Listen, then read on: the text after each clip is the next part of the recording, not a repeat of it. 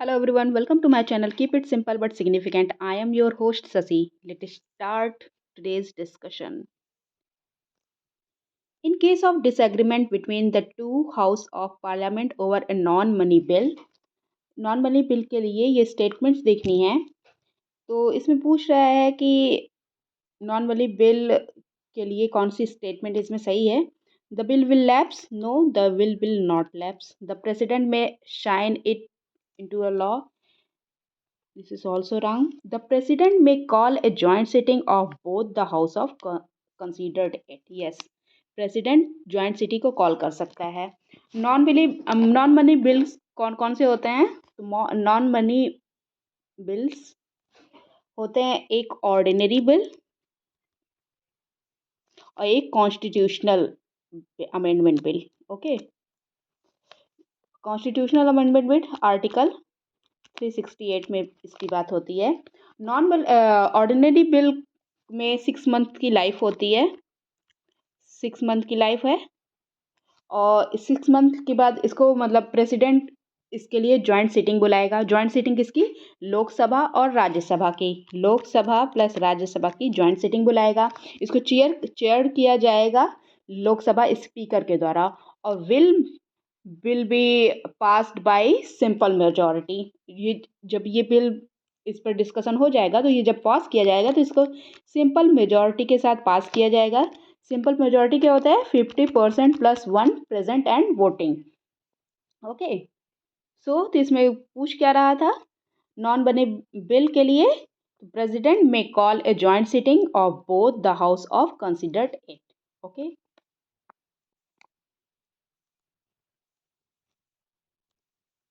in which of the following cases the Supreme Court ruled that fundamental rights are supreme among the fundamental rights and the directive principles of state policy? कौन सा ऐसा supreme court कौन सा ऐसा case था जिसमें supreme court ने rule किया था, बोला था कि फंडामेंटल राइट्स और डायरेक्टिव प्रिंसिपल्स की जब बात होगी तो फंडामेंटल राइट्स को ज़्यादा मान्यता मिलेगी। तो ये केस था Champakam Dorairajan case. Okay, who one of the following is not an element of the state?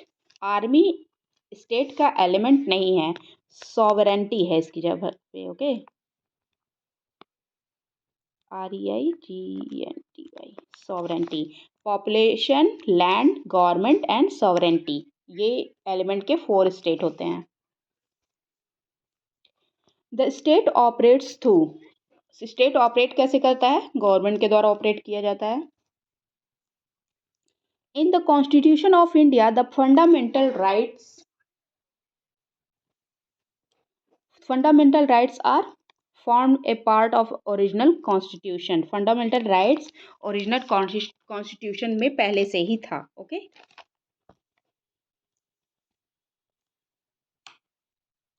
concept of people means concept of majority of the people। देखिए हर 100% हर जगह तो लोग सहमत नहीं होंगे, ना 100% असहमत होंगे। तो कॉन्सेंट ऑफ पीपल का मतलब लिया जाता है कि मेजॉरिटी ऑफ पीपल क्या सोच रही है। The provision related to promoting international peace and security is mentioned as part of which of the Indian constitution? तो इंटरनेशनल पीस एंड सिक्योरिटी की बात कौन से इंडियन कॉन्स्टिट्यूशन में कहाँ पे की गई है? ये की गई है राज्य के नीति निर्देशक सिद्धांत में, DPSP में। DPSP की बात कहाँ पे की गई है कॉन्स्टिट्यूशन में? आर्टिकल 51 में की गई है। और DPSP को हमने लिया कहाँ से था? बोरो किया था आयरलैंड से। Okay, the term fraternity in the preamble of the Indian Constitution means a sense of brotherhood। ये हमने फ्रांस से लिया है, बोरो किया है।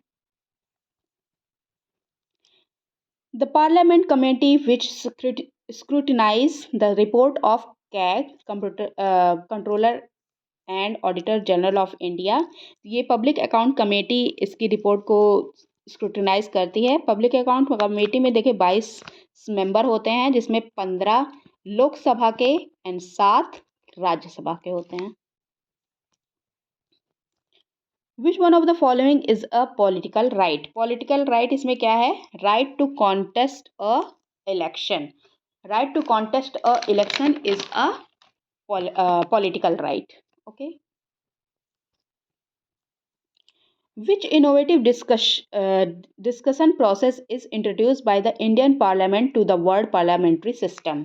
Indian Parliament को वर्ल्ड पार्लियामेंट्री सिस्टम को क्या देन है? तो हमने दिया है 0 आवर। 0 आवर होता कब से कब है? 12 से 1 बजे तक का जो आवर होता है उसको 0 आवर कहते हैं। ओके। और क्वेश्चन आवर होता है 11 से 12 क्वेश्चन आवर होता है, क्वेश्चन आवर। और 1 से 2 जो होता है वो लंच हो जाता है, उसके बाद आगे की कार्यवाही होती है। No person shall be a citizen of India if he has, citizen of India नहीं होगा इफ ही हैज़, देखिए ये वॉलेंट्री एक्वायर्ड कर लेते हैं किसी और कंट्री की सिटीजनशिप। सिटीजनशिप कैसे कैसे मिलता है हमको, ये हम देख लेते हैं, 1 मिनट। सिटीजनशिप के लिए हम बनाने के लिए 5 चीज़ों की ज़रूरत होती है। इसको लिख सकते हैं ब्रांड। ब्रांड मतलब, बी मतलब birth, R resident, A acquired territory, N naturalisation, and D मतलब डिसेंडेंट। तो होता क्या है कि बाय बर्थ आप इंडिया में ही जन्मे हैं, रेसिडेंट आप बाहर से आए हैं और यहाँ पे कुछ समय के लिए रुके तो आपको यहाँ की सिटीजनशिप मिल जाएगी। एक्वायर्ड टेरिटरी, इंडिया ने किसी अन्य कंट्री के पार्ट को एक्वायर कर दिया तो वहाँ के जो निवासी होंगे ना वो इंडियन हो जाएंगे। और नेचुरलाइजेशन एक प्रोसेस होता है, काफ़ी दिन से आप यहीं रह रहे हैं, आप काफ़ी दिन से यहीं रह रहे हैं, देश को छोड़ के गए ही नहीं, तो नेचुरलाइजेशन के द्वारा आप यहाँ के सिटीजन बन जाते हैं। और डिसेंडेंट आपके माता पिता यहीं के रहे हों। Okay. What is the basis of classification of governments as unitary and federal? Basis of classification of governments of unitary as federal, the relationship between center and state. Federal क्या होता है? हमारा जो इंडिया है वो क्वाज़ी फेडरल है। मतलब दोनों सेंटर और स्टेट दोनों के पास अलग अलग अपने राइट्स हैं, लेकिन स्टेट के पास ज़्यादा है। ओके। सेंटर के पास ज़्यादा है, सॉरी, सेंटर के पास ज़्यादा होता है वो राइट्स। स्ट्रॉन्ग सेंटर होता है, स्टेट में थोड़ी कम पावर होती है। Preventive detention means, preventive detention का मतलब क्या होता है? प्रिवेंटिव डिटेंशन का मतलब होता है detention without interrogation. Detention without interrogation का मतलब क्या होता है? ये तब होता है जब यह अज्यूम किया जाता है कि कोई कंसर्न पर्सन के द्वारा मे बी कोई रॉन्ग एक्शंस किया जा सकता है।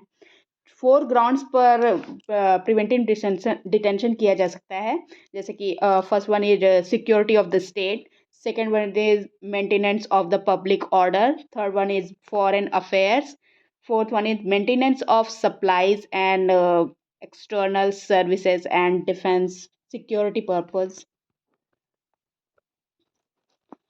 विच type of democracy do we follow in India? India में कौन सी डेमोक्रेसी फॉलो होती है? रिप्रेजेंटेटिव डेमोक्रेसी फॉलो करते हैं हम। One feature is common to the following bodies, find it out. Supreme court, election commission, UPSC, office of CAG. देखिए इसमें इन सब में एक फीचर कॉमन है, उसको फाइंड करना है, तो कौन सा है? तो देखिए ये सारे ही कॉन्स्टिट्यूशनल बॉडीज़ हैं, कॉन्स्टिट्यूशनल बॉडीज़ हैं। देखिए ये सुप्रीम कोर्ट की बात होती है 124 आर्टिकल में, आर्टिकल 124। इलेक्शन कमीशन की बात होती है आर्टिकल 324 में, यूपीएससी की बात होती है 315 में, और ऑफिस ऑफ कैग की बात होती है 148 में। ये सारे ही जो ओरिजिनली हमारे, सॉरी ये मैंने गलत कर दिया है, एक्स्ट्रा कॉन्स्टिट्यूशनल नहीं है, ये कॉन्स्टिट्यूशनल है, they are constitutional bodies, sorry they are constitutional bodies. Constitutional bodies ऐसी बॉडीज होती हैं जो हमारे कॉन्स्टिट्यूशन में ओरिजिनली था, हमने कहीं से ऐड नहीं किया है। और जब हम कोई अमेंडमेंट लाके हम अपने कॉन्स्टिट्यूशन में किसी चीज कोई भी प्रोविज़न डालते हैं तो उसे स्टैट्यूटरी बॉडी कहते हैं। Okay,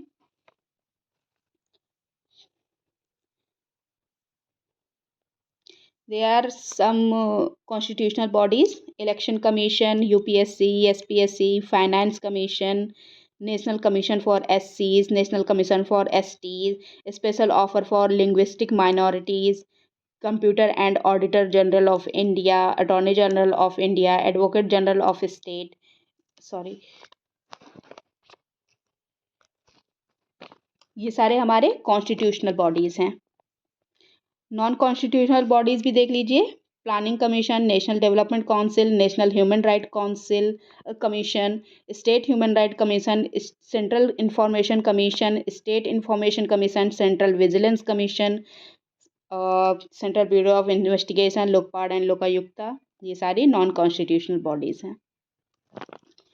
in the India, if religious sect community is given the status of a national minority, what special advantage it is entitled to। लेकिन नेशनल माइनॉरिटी शब्द हमारे कॉन्स्टिट्यूशन में कहीं लिखा नहीं है, बस ऐसे हमने अज्यूम कर लिया है।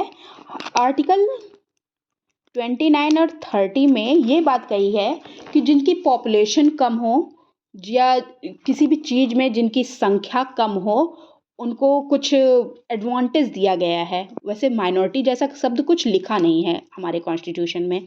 ओके, तो माइनॉरिटी जो ये आर्टिकल 29 और 30 में जो ये सारी बातें कही गई हैं कि कम संख्या हो जिसमें, तो ये एज्यूम किया गया है लैंग्वेज के लिए, जो लैंग्वेज में जो कम हो, और या जो जिनके धर्म के आधार पर कम हो उनको माइनॉरिटी मान लिया गया है। ओके, तो इसमें पूछ रहा है कौन सा करेक्ट है, करेक्ट पूछ रहा है। ओके, तो it can establish and administer exclusive educational institution. Yes, ये अपने एक्सक्लूसिव एजुकेशनल इंस्टीट्यूशन को परफॉर्म कर सकते हैं। The president of India automatically nominate the representative of, ऐसा कुछ नहीं है, प्रेसिडेंट कुछ नॉमिनेशन नहीं करेगा, सो दूसरा गलत है। It can derive benefits from the prime minister's 15 point programme. Yes, prime minister का जो 15 पॉइंट प्रोग्राम है उससे ये बेनिफिट ले सकता है। So the answer is 1 and 3, 1 and 3 सही है। Consider the following statement regarding a no confidence motion in India. No confidence motion India में देखना है कौन सा इसमें सही है। There is no mention of no confidence motion in the constitution of India. Yes, confidence no confidence motion का mention नहीं है, this is right. Motion of no confidence motion can be introduce in Lok Sabha only, ऐसा कुछ नहीं है, this is wrong. So no confidence, so answer is only 1. The preamble of the Indian Constitution was for the first time amended by the preamble, जो हमारे constitution का preamble है वो first time amend किया गया था 42nd अमेंडमेंट एक्ट के द्वारा। और इसमें अमेंड क्या किया गया था, अमेंड किया गया था, ऐड किया गया था socialist, secular and integrity, in words को ऐड किया गया था। ओके, और इसको लाया गया था 1976 में, और 42nd अमेंडमेंट को कहा जाता है mini constitution, mini constitution of India. Okay, और इसी में 42nd अमेंडमेंट एक्ट में ही हमारी फंडामेंटल ड्यूटीज़ भी ऐड की गई थी। ओके, और इसको फंडामेंटल ड्यूटीज़ हमने बोरो कहाँ से किया था? यूएसएसआर से बोरो किया था। बाद में हमारा 11th जो 10 फंडामेंटल राइट्स फंडामेंटल ड्यूटीज़ हमने यूएसएसआर से बोरो की थी। 11th हमने खुद से अमेंडमेंट करके ऐड किया था। That's all for today. If you like my video, please like, comment, share and subscribe. Thank you.